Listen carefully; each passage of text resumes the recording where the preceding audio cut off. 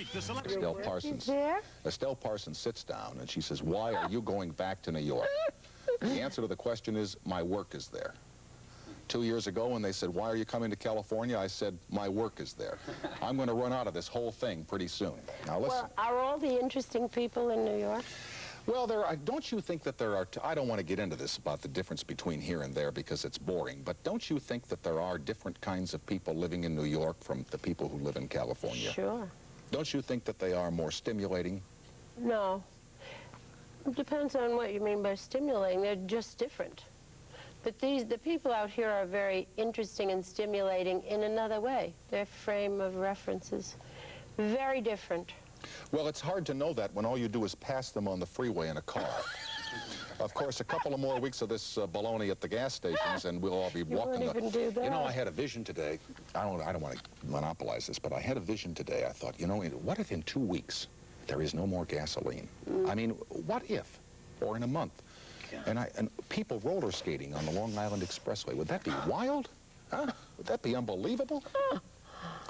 Anyway, how'd you get your job? I want to know about the Today Show. I love going into the little memorabilia of old television shows that are now grown up and prosperous and famous to find out what made them tick when they first went on the air. Well, you know, Pat Weaver had this thing this thick. Did you ever read his thing? Pat Weaver at the time was the president of NBC. Yeah, I was vice president, actually, when he created Today, Home, and Tonight. It was this thick. Like a, you know, a PhD thesis, for all I know it was. And I went to New York to visit a friend. And his Cadillac had broken down up in Marblehead, so they said, will you drive it back? So I said, sure. So I drove it down, and I went in to see Mike Dan, who was working at NBC. And I wasn't going to stay, really, but I wanted to be a singer. That was the truth. I was out of college a couple of years then, and I'd been to law school, and I couldn't find anything to do in Marblehead, Massachusetts. So he said, why don't you go up and... They're trying to start a television program in the morning. Who will watch television in the morning? Can't work.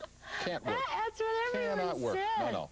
So there was Mort Werner and myself and a girl named Mary Kelly and a guy named Charlie Spear and a guy named Bill, can't think of his last name, and James Fleming. And that was it. So I was hired for $75 a week as a production assistant and given this treatise about Today, Home, and Tonight. And I knew a little bit about a lot of things. That's why I was hired. You know, I'd done a lot of things, like most actors have done a lot of things, you know, before they start acting. So I went home. My father said, well, we don't leave, you know, we don't leave home. We've been in New England since 1632, and we don't leave home. So I said, well, I'll go down, you know, 6 months morning television. Who will watch it anyway? Yeah. Keep my job at the knitting mill open. I'll be home for it eventually. Exactly. And it was a job so I could earn money and be a singer, you see. It was my bread and butter job.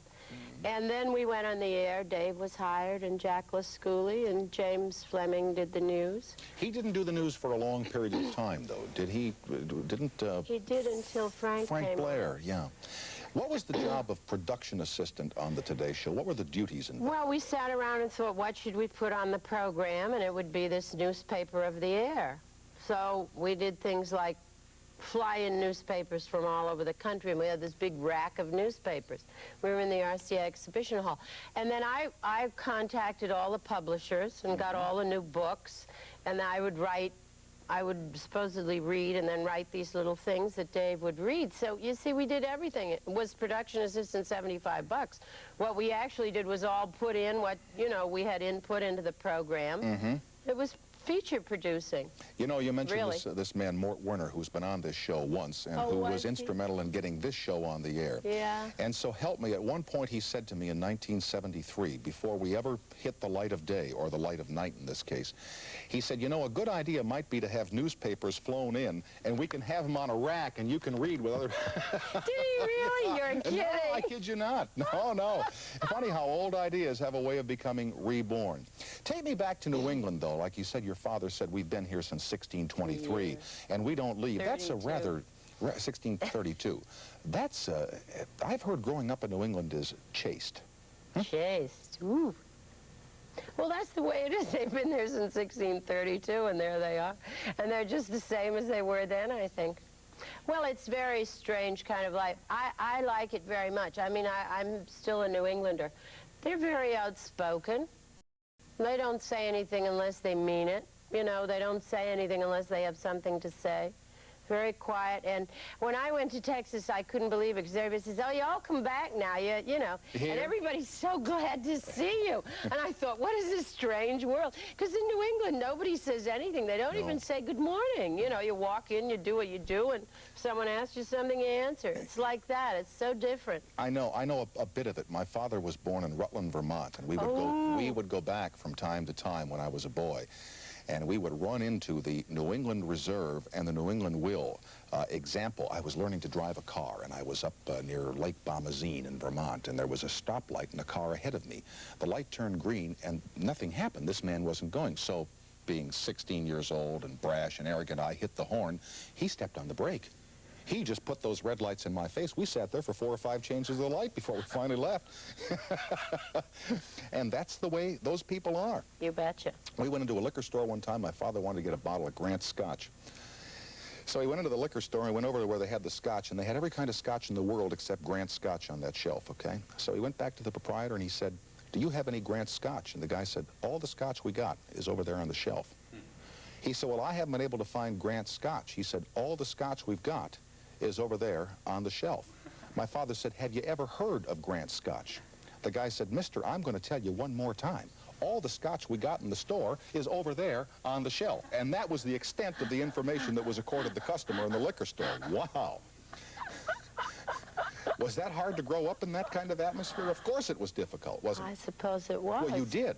I did, and I really love it. I'm very much at home there. That's not true. I'm very at home in New York now, but I never get over the old habits. Like, if you go in a store there, people tell you the truth, you know?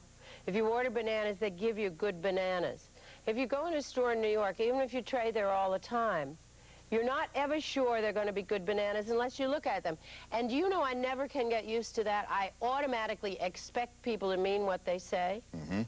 I never can, and I try very hard now to think maybe they don't, but I can't get over that. You know, growing up that way, having faith that other people are honest and reliable, which they really are in New England or they don't last. I mean, they used to be that way. I don't know what they're like now. But such things as the apples really aren't the best, don't buy them. Exactly. That sort of thing. Exactly. And from everybody. Everybody was just like that when I was growing up, you know. Was it a strict upbringing for you? Were your mom and dad strict? When it came to dances, parties, drinking, carousing with the boys, that sort of thing? Oh, I was such a good girl, you know. So they didn't have too much opportunity to be too strict. I was too scared of boys. And then they sent me to a girls' boarding school way up in Vassalboro, Maine. So I didn't have much opportunity for boys. But I was too shy anyway. You know, it was just like in those books. There was one bad girl in town, and everybody told stories about the bad girl. And I was so terrified, you know, of getting pregnant or whatever. I didn't even know what it was. I didn't really know what all that was till I was out of college. You're kidding. No, I'm not kidding. Out of college? Out of college. I went to a girls' boarding school and a girls' college. What did I know about anything? I was I've heard, just like in the girls' boarding school, the conversation gets pretty racy amongst the residents there at night when they discuss all the things. Well, it never did with me. Huh. I don't know why. Well, I roomed by myself. I roomed with a girl from New Hampshire, and then I roomed by myself. There was absolutely nothing racy about it. Well, it was way up in Maine. I mean, we once had a dance with the boys from Bowdoin. We had to wear white gloves, and you had to dance a foot apart, and you weren't allowed to go out of the room, and then all the boys got in their bus and left. What a thrill, and that was it. Boy, I'll tell you, I don't know if I've told this. I went to an all-boys prep school out in Wisconsin, and we would have a link-up with the girls' prep school, and they would always have a thing called the Winter Whirl at Christmas time, snowball, some such thing. So the girl that I went with, a lovely girl, and I won't say her name because she probably is happily married today or whatever, but she had on like a little scoop neck dress, okay? I mean, we're 15 years old, no great big deal. And the nuns at Holy Angels Academy were waiting with towels from the girls' locker room to drape over the dresses that they felt were immodest. So this poor girl, that was my date, had a towel placed over her dress, and for the whole Christmas dance, she's got Holy Angels Academy on a towel. It's terrible. She must have been a little humiliated, wasn't she? She was a lot embarrassed, and I embarrassed for her, because in the second half of the dance, they made her take off her black patent leather shoes. We will be right back with Estelle Parsons after this for the NBC television stations coast to coast.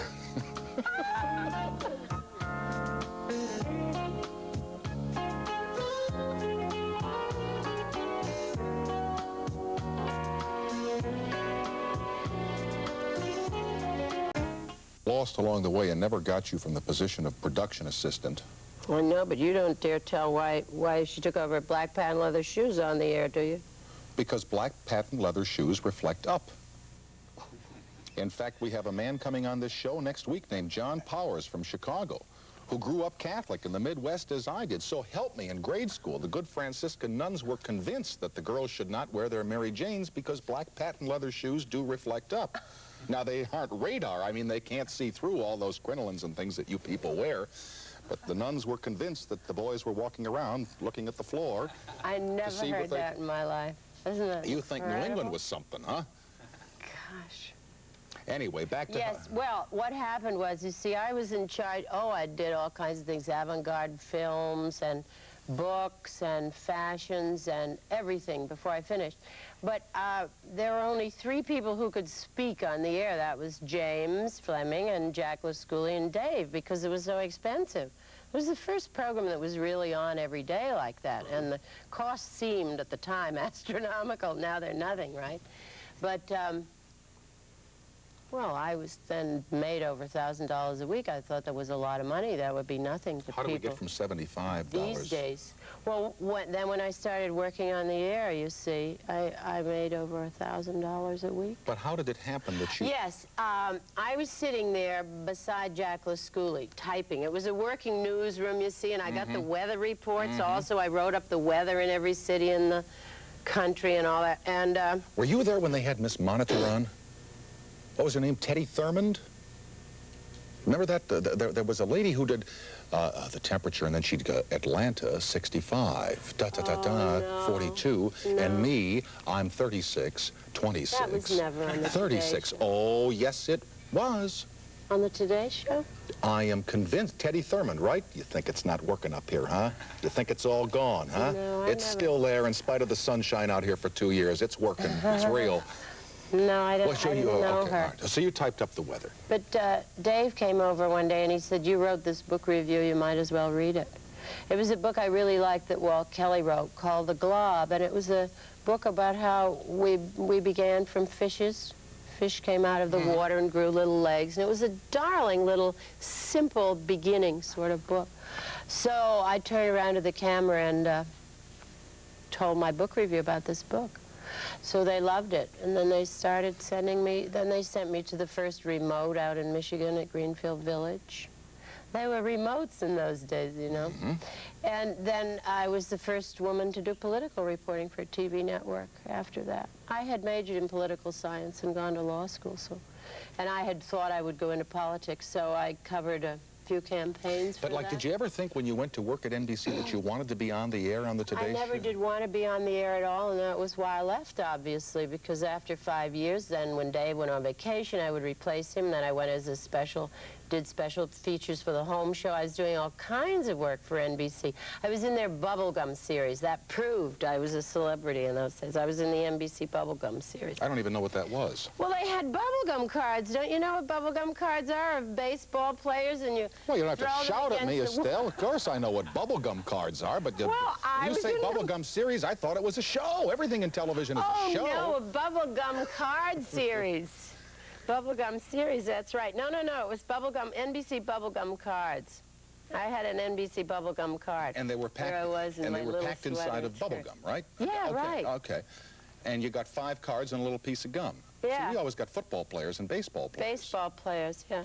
Well, apparently NBC had this bubblegum series. That's my memory. Well, they were #1 then. They were #1? And it may not be... You betcha they were #1, It though. may not be a bad idea for them to bring back the old NBC bubblegum series, huh? And a lot of other things, too. Like what? Like Mort Werner. I mean, a lot of people who made them #1. A lot of individual stuff, like Dave Garroway, like you. I mean, they were different in those days and really creative.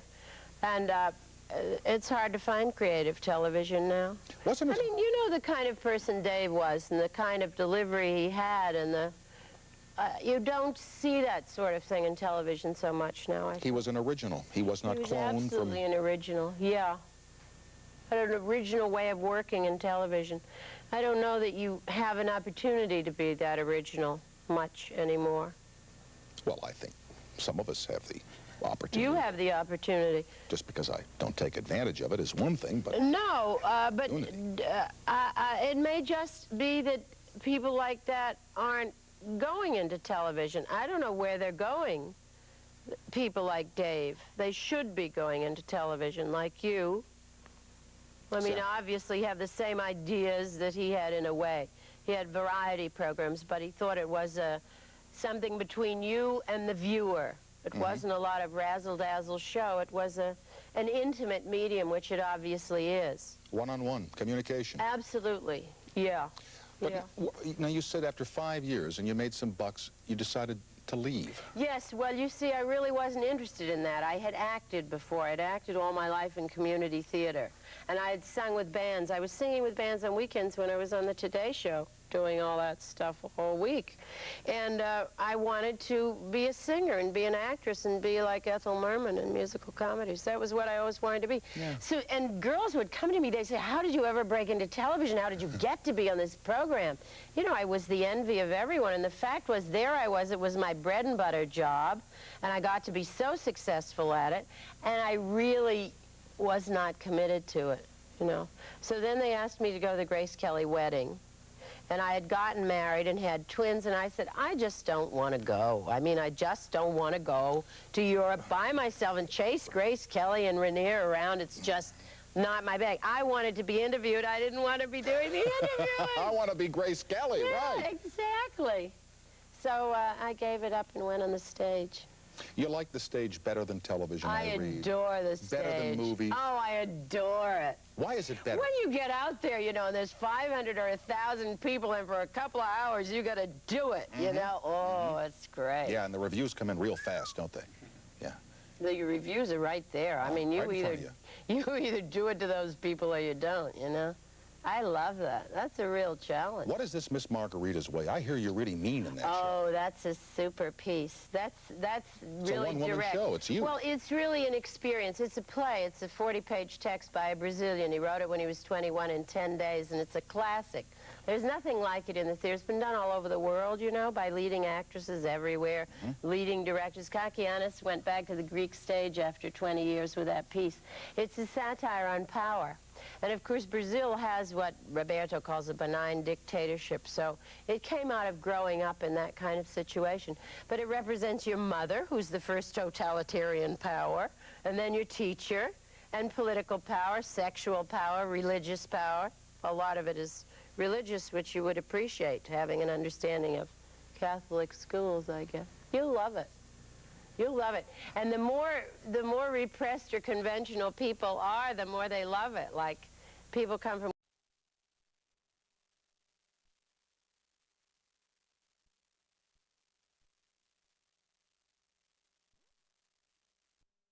be doing the interviewing. I want to be Grace Kelly, yeah, right. Exactly. So I gave it up and went on the stage. You like the stage better than television, I read. Adore the stage. Better than movies. Oh, I adore it. Why is it better? When you get out there, you know, and there's 500 or 1,000 people, and for a couple of hours, you got to do it, you know? Oh, it's great. Yeah, and the reviews come in real fast, don't they? Yeah. The reviews are right there. I mean, you either do it to those people or you don't, you know? I love that. That's a real challenge. What is this Miss Margarita's Way? I hear you're really mean in that show. Oh, that's a super piece. That's really one-woman direct. show. It's you. Well, it's really an experience. It's a play. It's a 40-page text by a Brazilian. He wrote it when he was 21 in 10 days, and it's a classic.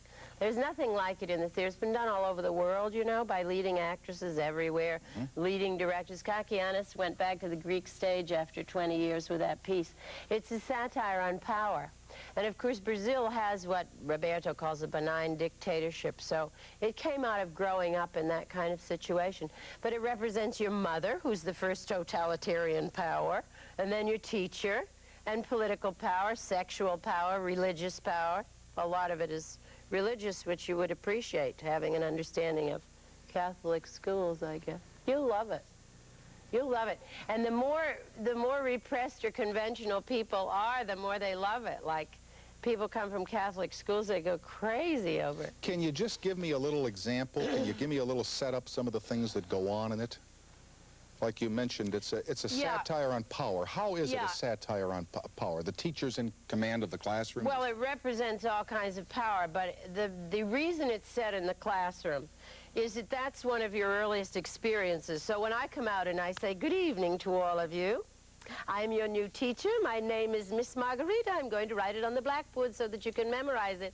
I mean, they're all back in their early childhood experiences. All you have to do is say that to someone, and they're sitting in a group in a theater, and they're right back there, and not back to where I'm teaching, which is 8th grade, but back to very early things. Like a man about 25 came up to me at one performance with a paper bag, and he came up on the stage and kissed me on the cheek and gave me this paper bag.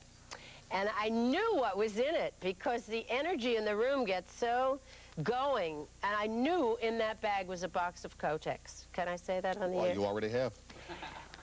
And I opened the bag, and sure enough, it was. Now, is that weird? That's weird. Now, why would he give you that as part of the performance? But I mean, I've done about 200 performances. There's been something like that at every one. Every response is so individual. So the audience comes up there right on the stage with you, and do they bring you apples? Oh, they bring me everything. Apples, marijuana, I mean, all, you know, Tampax and Kotex, and whiskey, and I mean, everything you can name, they bring it to me. And do you lecture them? Chinese food, boxes of Chinese. Well, I give them my 2 classes. You see, it's just 2 classroom periods. And I give them the 2 classroom periods. But if they want to go to the bathroom, do they have to raise their hand? Oh, they raise their hand. I have very good responses for the bathroom. Do you set out the rules at the beginning? No. I just let it all happen. You see, it's an experience between the audience and the actress, and then the metaphor, which is the classroom and the teacher. And it's stylized in sections, so it represents boss power, it represents sexual power. How does it represent sexual power? Well, today's class is biology. Now, don't think it's going to be sex education. Don't imagine for one moment that Miss Margarita is going to teach you the facts of life. I've got news for you. The facts of life are only taught in your senior year in high school. This is just 8th grade. You better forget about the facts of life until you're old enough. These things take maturity. I gotcha. Can I leave the room now, please? Tie a knot in it and wait for recess. You know, a man told me that, a lawyer in New York, a friend of mine. He came to the show, and I said, what am I going to do? Because that night, oh, they'd been terrible. And none of my friends in the audience had helped me out. They stole my chair. They turned the desk over. And here's this lawyer and his wife and my friends, and they wouldn't come and help me. They thought it was part of the show. So afterwards, I said, what should I say when they say they want to go to the bathroom? He said, I went to a boys' school. You say they tie a knot in it and wait for recess, or, oh, there's another one. Yes, I know there is, but I don't think you... Tell me. I will whisper it to you later on, but I don't want... I think the one you've said about tying the knot is just fine. I think that's going to hold it... Well, it certainly will, won't it? And then a teacher wrote in to me. I said, I don't know what to say to girls. Because after the thing's over, I talk with the audience, and they talk with me and tell me, you know, what's good or bad, what I can add. So I got a letter from a teacher saying, I wanted to tell you what to say to girls. You say they can go to the bathroom if they leave their pocketbooks because they really only want to go to smoke. I like the one. It's not as good as the boys' one. No. But now I've forgotten my other one. But you must make them crazy. And the seats out there, huh? Put a rubber band around it. That's my other one. Oh. Well, when this man told me this, I said, I can never say that. How can I talk like that in public? That was 2 years ago. Look at me now. I'm saying it to you like it's nothing. See? I got hardened up to all those teacher tricks. I'm going to Alaska tomorrow. That's why I came here. I'm going to do it in Anchorage, Alaska. I've never done it in Anchorage, Alaska. We will continue with Estelle Parsons after these words from our sponsors. Please do not leave.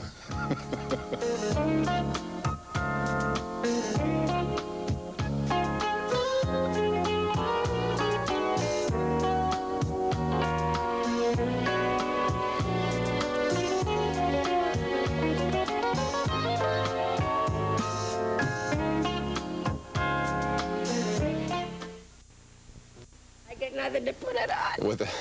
With Estelle Parsons, who is something else. What is your birth sign? May I ask you that? Scorpio. I kind of thought so. It. I have a daughter who's a Scorpio. You do? Oh, you Scorpio women are killers, killers. Oh, my heavens. Tell the story about the girl in the play who wanted to go to the bathroom and what happened. So I said, give me your pocketbook and you can go. And she wouldn't go then. I went right down the aisle. I said, come on, give me your pocketbook and go to the bathroom. She paid $15. You know, we were on Broadway. She wasn't going to miss a word of it. It was all a joke. But you see, I love doing the piece because you get to wake up the audiences, you know. They really get involved, and they don't even realize that they're involved. Like, I was doing it in Princeton in a big lecture hall, and I said, one of my lines is, do you know what evolution is? And this girl said, yes. And I said, well, come up here then and tell the class what evolution is. And she was not even aware that she'd said yes, like that.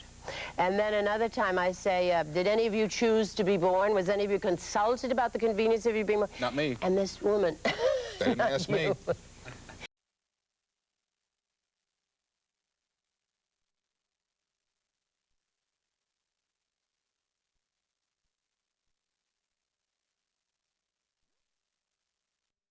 Come up here then and tell the class what evolution is. And she was not even aware that she'd said yes, like that. And then another time I say, did any of you choose to be born? Was any of you consulted about the convenience of you being born? Not me. And this woman... They didn't ask me. This woman raised her hand. It was right near the beginning of the show, and it was rather weird. But it's always weird. But she raised her hand.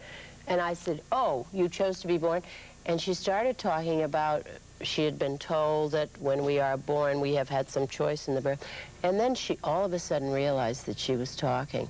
And she got so upset. And she hadn't meant to do it. But you see, it just somehow triggers off things, and they forget where they are. And sometimes, like middle-aged men, they'll come up with their pipes, you know, to do something like this. And then they turn around and they see the audience out there. This was wonderful. One guy came out with his pipe, and he was lighting his pipe, and I was talking to him about something. He confessed to something as part of the game. And then he looked at the audience and shake, and he couldn't light his pipe. It's so fun. I like the one about, did any of you ask to be born? Once my father was going through a harangue with me, and I said, look, I didn't ask to be born. What? Just like that. You know, you don't say that to your parents, that I did not ask to be born. That is a no-no at the dinner table. Learn that early on. Do you like being in charge of that whole audience? Do you get off on the power of it? Does it excite you, make your adrenaline pump? It makes me very upset because, you know, the piece is about totalitarian power, so obviously what it calls out in the audience is a very kind of low-level reaction, usually. Though once a woman got up and wrote Latin on the board. So I came back after recess. I said, who wrote this? She got up. She said, I did.